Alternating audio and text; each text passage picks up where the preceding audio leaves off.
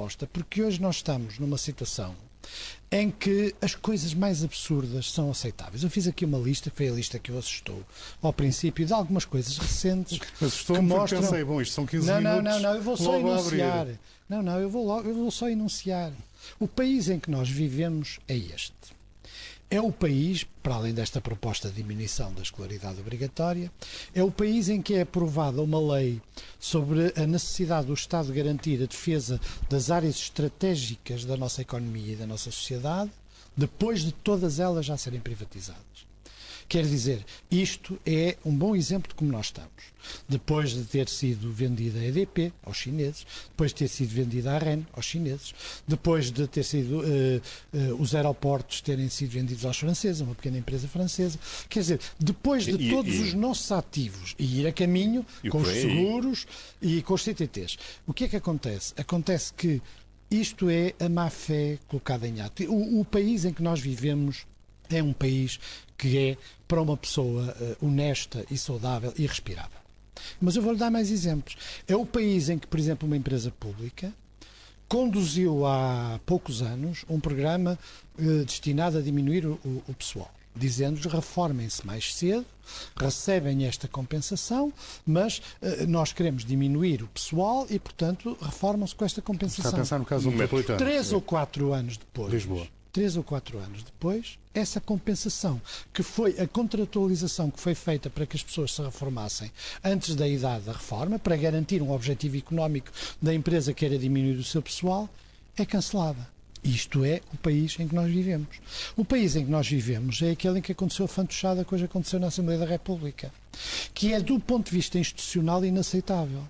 Que é, para bloquear a votação de uma lei, faz-se uma proposta de referendo, sem pensar se o referendo sobre aquela matéria é constitucional, sem pensar até que ponto isto representa uma má-fé parlamentar em relação aos outros partidos, porque viola o processo parlamentar. Sucede que qualquer partido hoje que tenha uma maioria pode forçar um referendo, seja sobre que matéria for, para impedir que haja uma votação clarificadora sobre uma determinada matéria. Nem sequer estou a tomar posição sobre a matéria. Tem alguma previsão do que vai acontecer esta sexta-feira, quando os deputados tiverem de votar? O PSD está sujeito à disciplina de voto. Isso seja o que for que acontecer, é menos importante que o que já aconteceu. Mas o que mais provável que aconteça é que a imposição de disciplina de voto numa matéria que, sobre todos os motivos, não deveria ter disciplina de voto, destina-se o fundo a garantir que a JSD, que conseguiu obter uma expressão, uma maioria no grupo parlamentar, garantisse não ser enxovalhada por uma proposta que é enxovalhante por si, porque aquela proposta ilegal, inconstitucional, violadora das regras do funcionamento da Assembleia, destinada, no fundo, a fazer um truque de cobardia política, passa. Este é o país em que nós vivemos. Surpreendeu que o CDS isolasse o PSD nesta matéria? Não surpreendeu, apesar de tudo, é uma atitude mais bom senso. Mas é o país em que no Congresso do CDS se faz uma queixa de que é preciso diminuir os funcionários públicos para que os funcionários públicos do topo ganhem mais qualificados. No mesma semana em que soubemos que o topo da função pública tem cortes, por exemplo, no que diz respeito quer a salários, quer a pensões, as pessoas que estavam, que exatamente são essas mais qualificadas, acima de 40%. Os mesmos cortes que foram anunciados numa conferência de imprensa sem números, seguido de uma fuga de informação ad terrorem, que é um estilo que este governo tem, que vai começar nos 600 euros. Para quê? Para depois, na realidade, não começar nos 600 euros, começar um bocado mais acima, mas ao mesmo tempo, pelo caminho, sobe-se também os escalões a partir de 1.000 euros. Portanto, é uma política, é a má-fé transformada em política governamental. Eu acabo já a lista, se não me interromper, com perguntas sobre... Eu não quero pronunciar sobre nenhuma destes casos, eu quero apenas dar o exemplo que este é o país em que nós vivemos.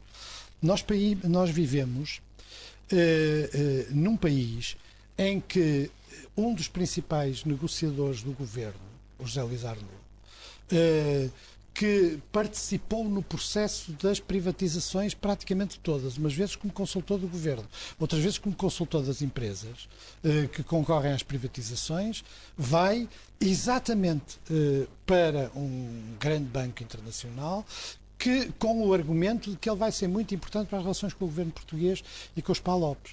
Um governo sério, por exemplo, condenaria este processo e recusar-se-ia a negociar com este negociador, que evidentemente nunca acontecerá. Mas isto é o que acontece em Portugal. Porquê? Porque aqui há um trade-off de informações, de conhecimentos, de proximidade, que evidentemente é valioso para uma empresa privada. Vamos saber. E tudo isto,